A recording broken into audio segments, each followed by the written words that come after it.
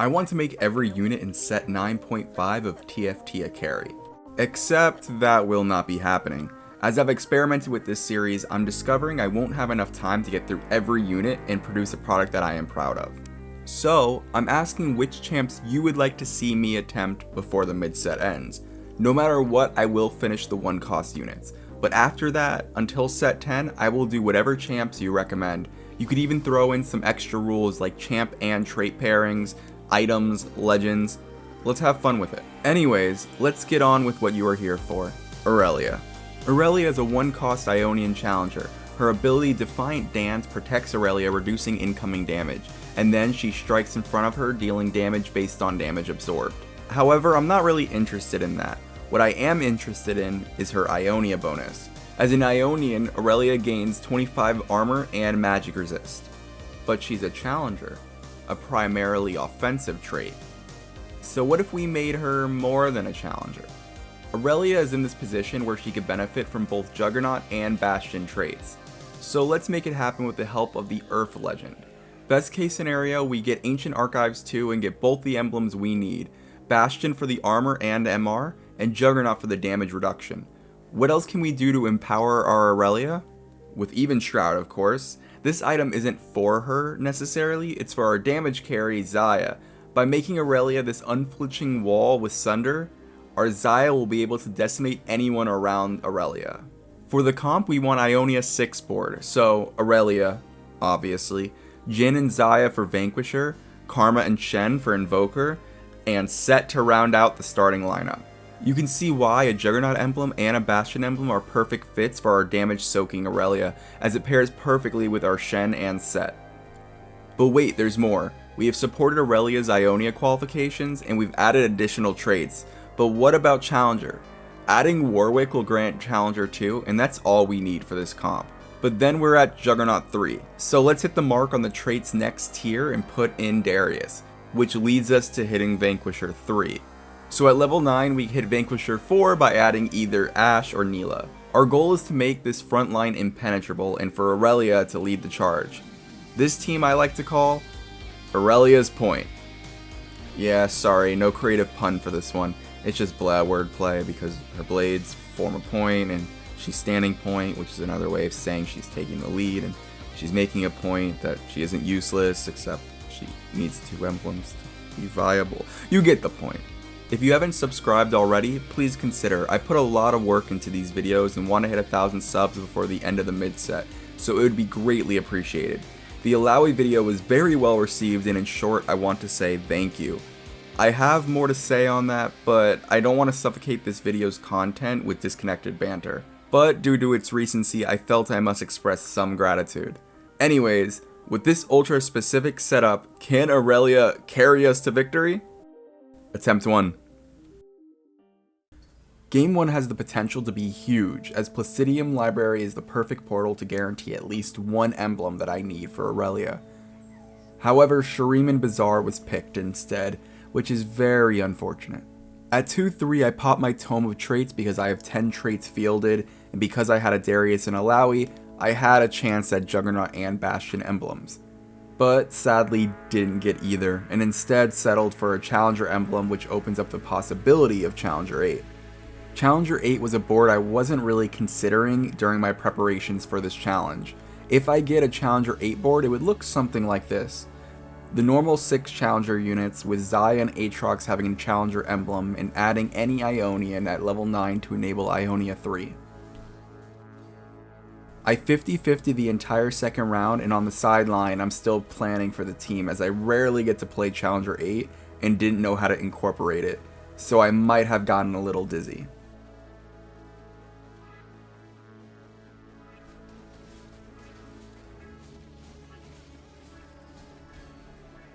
Oh, is this a spat? Watch it be a spat. Oh my god, I'm set. Yep.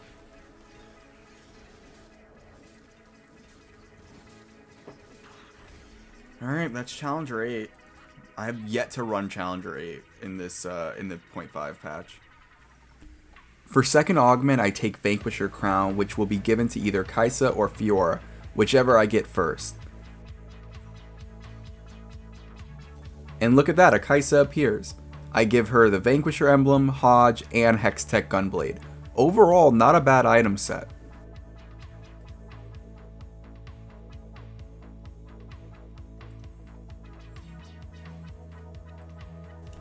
I get my Xayah from the carousel and give her Last Whisper and the Challenger emblem.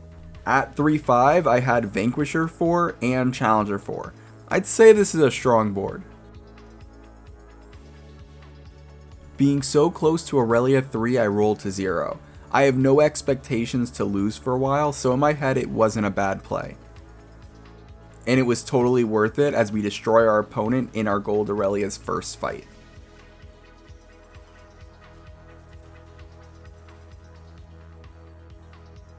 For third augment, I go for it all. With little doubt I'll lose more than one fight, I went with Golden Egg, in hopes for the 2 Tack Crown drop, which has a 15% chance.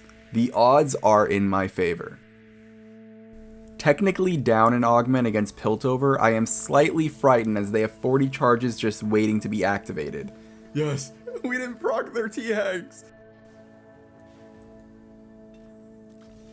2 Tack... This is the one that we wanted. Thieves Glove. My Golden Egg pops on 5-3, and I get the double Tack Crown reward just as I wanted, allowing me to put in Challenger 8, Vanquisher 4, but still lose to Sorks. Oh, are you kidding?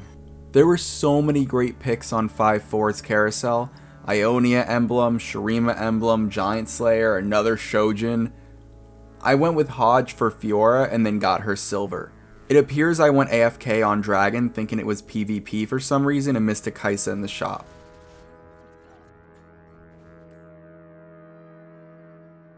Oh, we won. Nice. I really played this game sloppy. If I could do it over, I'd remake Neela to give her the Challenger emblem, and then that's a gold Mord. Out at third, I deserve that for my sloppy play.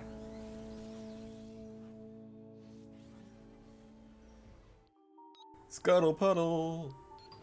Where are you casting? Okay, I need to replace Mal's. Or I'm gonna time out to these every time. Where are you casting? I play one ranged unit throughout the first round to get the 20 gold start from Scuttle Puddle.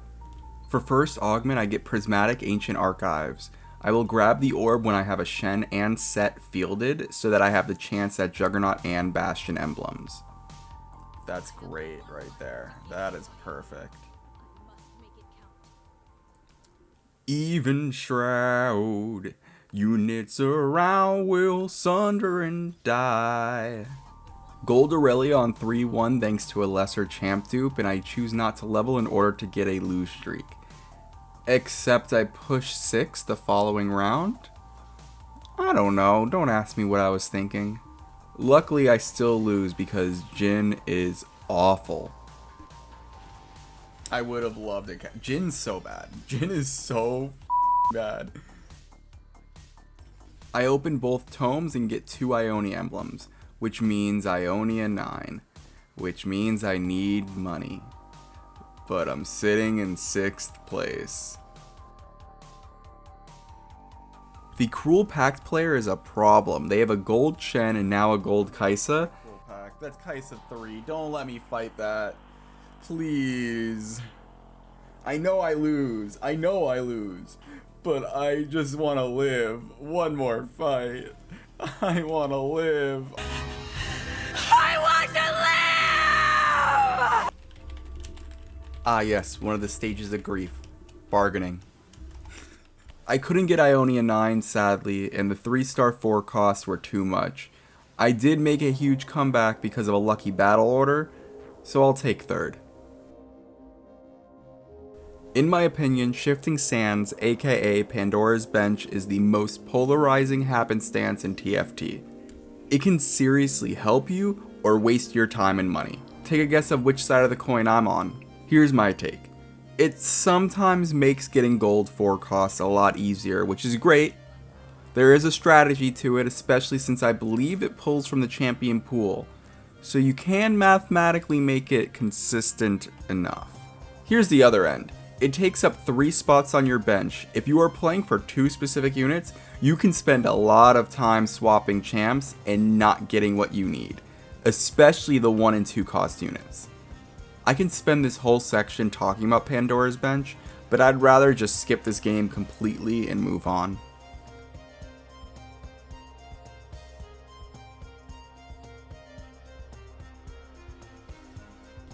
I try not to skip so far into games as I like to show the stages of progression, but this game didn't start hot. In fact, it was so boring that I almost pivoted to a Jhin carry midway through the game as I had 6 Jhins and 0 Irelias. I had myself a rolling spree until I hit about 30 gold, and doing so netted me a silver Irelia. That's progress.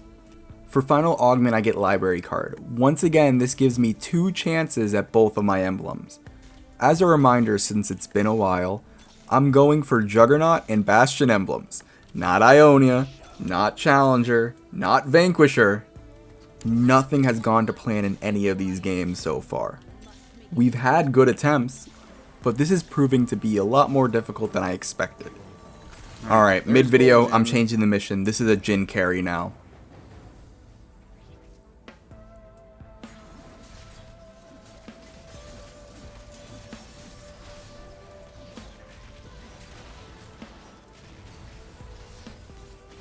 I think the new plan is replace Darius with Gnosis.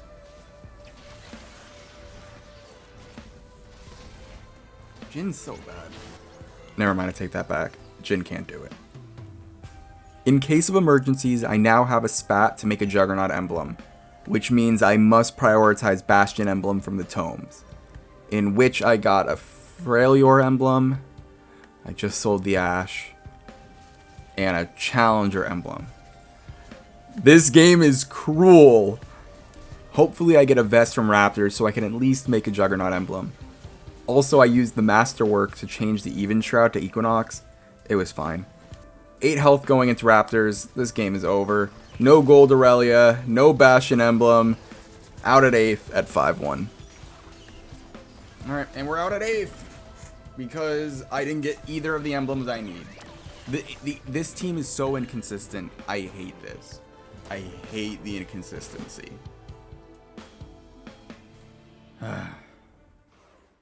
The frustration is growing.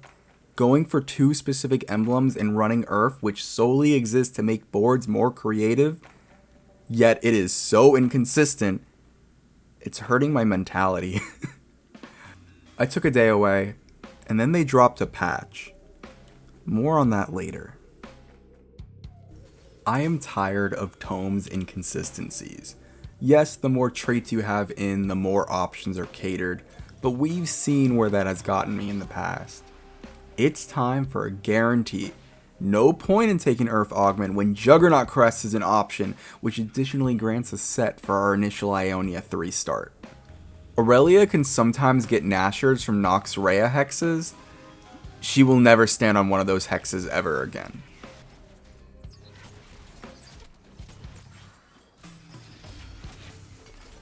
There's my Warwick. So that was 6 gold. Oh my god. Okay, wait. Who needs Earth Augments when Krugs casually give you a tome? And who needs an Earth Augment when underneath is a glorious Vanquisher Heart, allowing me to either run Vanquisher 6 or 4 without needing the Ash? Vanquisher Heart kind of saves me on ever going to 9, but Bronze Ticket allows for rerolls. I think it's just never run Ash, so I'm going to go Vanquisher Heart. My units are flooding in. Got both Xayah and Shen, and lastly my gold Irelia without dropping too much gold.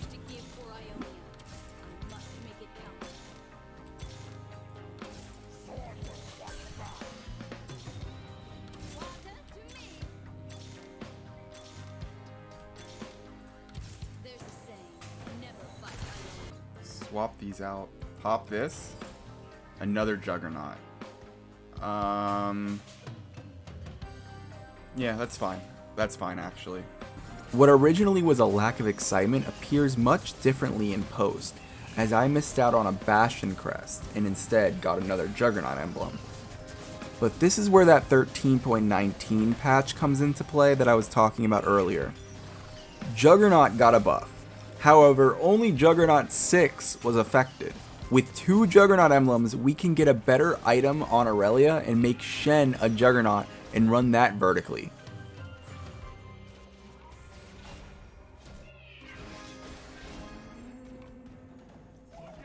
Damn set, okay.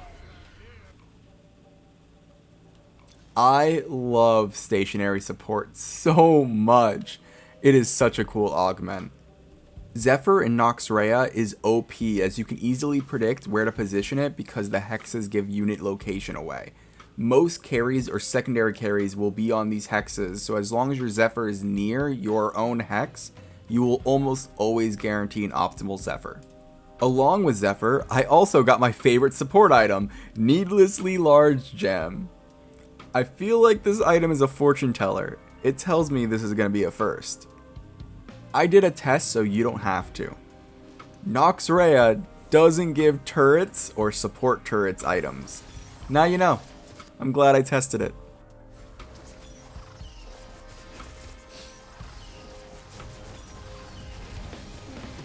Oh my god, we just destroyed them. Challenger isn't awful. X-Tech Gunblade I like more though.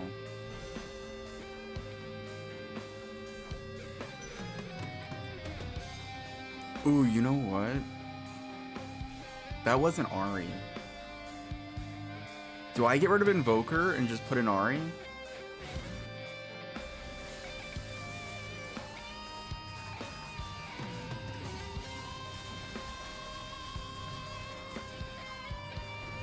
Come on. Irelia blocked 7,400 damage, led the charge, survived the battle, and all in order to beat Bill Gates / 5-coin soup? That was actually insane. Wait, maybe? Yeah. Oh, no, then now the Aatrox is back, so they carry. Alright. Oh, wait! Oh my god, we beat that! Let's go! There was a point where I was hovering the bottom half of the room, but now with Elder Dragon, I'm top of the lobby.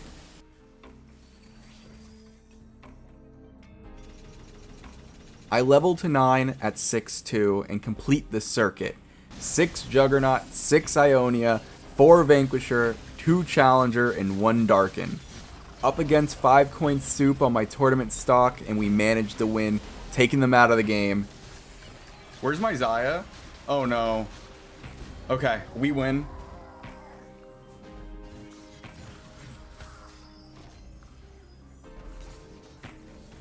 Irelia is still living though, which is crazy. Juggernaut 6. Oh, and then this is the Challenger Aatrox. We still win this. Yes! Okay, final 2, and I couldn't beat this guy last time. It's final 2, and I can't give up another loss. I have to win, or it's over.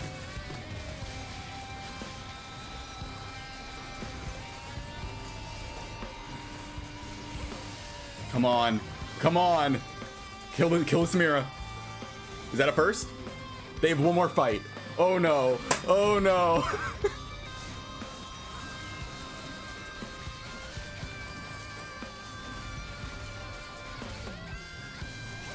It's a first. Let's go. Yes, Irelia. Yes. We came back and finished the game. GG's. Finishing strong. Unfortunately, Shen ended up with the highest defense in that final fight, but that doesn't mean anything when Irelia put in so much work the entire game.